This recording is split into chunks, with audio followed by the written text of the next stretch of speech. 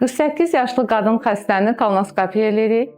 Xəstəmizin şikayəti nəcisdə qandandır, qan görüb və ona görə bizə müraciət edib. Həmişə deyirik, nəcisdə qan şikayəti həkimə mütləq müraciət səbəbidir. Bir dəfə də görsəz, 2 dəfə də görsəz, mütləq həkimə müraciət edin, bunun səbəbi araşdırılsın. Bax, bu xəstənin timsalında bu dediyimizin nə qədər doğru olduğunu görəcək bugün tamaşaçılarla bir yerdə.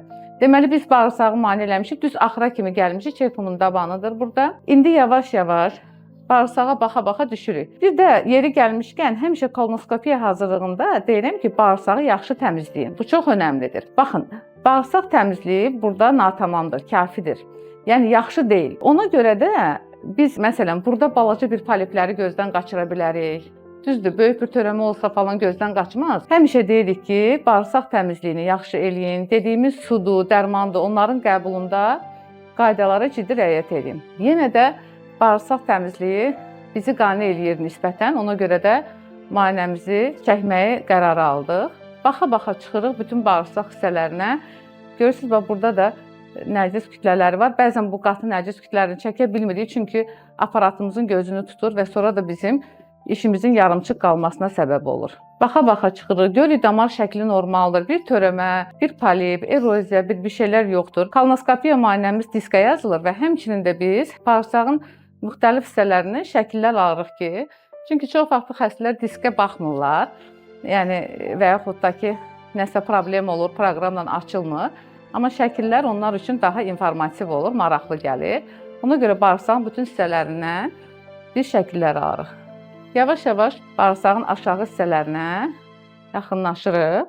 Görürsünüz, bax, nəcis kütlələri olduğu üçün kameramız tez-tez batır. Biz onu yumaq məcburiyyətində qalırıq. Sonra işimizi yenidən qaydırıq ki, gözdən heç nə qaçmasın və bizim diaqnostikamızda yanlışlığa yol verməyək. Gəlirik, artıq rektumdayıq. Esvari bağırsaq rektumda. Yəni işimiz yekunlaşır. Hələ ki qorxulu bir şey görülmədi. Bağırsağın bax bu hissələrində görürük, ödemli görünüm var, polipoid lezyon kimi bir görünüm var, amma bu iltihaba da bağlı olur bəzən. Düşürük ehtiyatla rektumda. Yenə də burada iltihabı görünüm görürük. Çünki mən girəndə görmüşəm, ona görə bu xəstəliklə əlaqədar olduğunu düşünürəm. İltihabi poliplər ola bilər bu xəstəlikdə.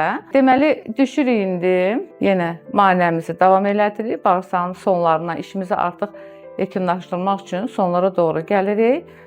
Görürsünüz, burada da yenə iltihabi, bağırsaqda iltihab görürük. Aha, gəldik, çatdıq bağırsağın ən sonuna. Bax, bu anal kanaldır. Deməli, anal kanaldan 10-cu santimetr buradan ölçürük, 10-15-ci santimetrə kimi. Baxın, burada xoralı kolitlə uyumlu görünüm görürük. Siz də şahid oldunuz ki, burada yuxarı hissələr gül kimi idi, tərtəmiz idi. Lakin aşağı hissədə xoralı kolitlə uyumlu görünüm var və xəstə də ona görə nəcisdə qan görür. Bu xəstəni bu mərhələdə aşkarlamaq, tapmaq, diaqnoz qoymaq çox yaxşıdır. Çünki xəstəni biz tez remisyona sala biləcəyik. İlkin mərhələdə xəstəyə müdaxilə hər zaman yaxşı effekt verir. Çünki bağırsağın yuxarı hissələrinə yayılmayıbdır, aşağı hissədədir. Bəzən yerli müalicələr belə yetərli olur.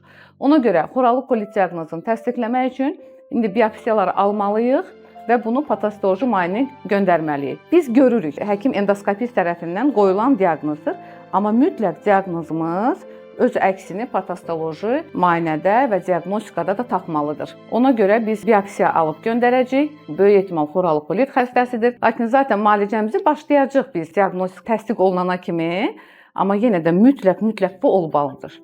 Çünki nə olur? Bəzən xəstə gəlir, deyir ki, doktor, mən xoralı kolit xəstəsiyəm, amma müalicə almışam, indi yaxşıyam, mən amma bilmirəm, məndə qan var idi. Bu doğrudan da xoralı kolitlə əlaqədardır, götürdük. Yoxsa yox. Biz də baxırıq ki, xəstə müalicə alandan sonra normal görünümdür. Biz təzədən xəstəliyin şəklini yaratmaqdan ötəri müalicələrimizi nə edirik? Dayandırırıq. Təzədən xəstəlik aktivləşir ki, bu adamın diaqnozunu qoyaq. Çünki diaqnostika hər bir xəstəlikdə önəmlidir. Bu xəstəlik autoimmun xəstəlikdir. Öz immun hüceyrələrimiz, öz bağırsağımızı zədələyir, bir ömür boyu sürən xəstəlikdir. Bizim həkim kimi gücümüz onda olur ki, biz bu xəstəliyi remisyona salırıq və belə deyək də, xəstəlik sakit, qanamasız, ishalsız özünü aparır. Amma xəstələr ömür boyu müalicə almalıdır.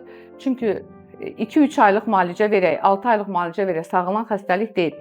Autoimmun xəstəliklərin hamısı belədir və xoralı kolit də onların başında gəlir. Bizim bir dənə də Kron xəstəliyimiz var. O isə ən çox terminal ileum, yəni nazik bağırsağı tutur. Düzdür, bəzən yoğun bağırsağı da tuta bilir. Amma bu xəstəlik isə məhz yoğun bağırsaq tutan xəstəlikdir. Olmazsa olmaz şikayət nəcisdə qandır. Xanım nəcisdə qan gördüyünə görə müraciət elədi və diaqnozunu qoyduq. İnşallah tez zamanda da sağlığına qovuşar.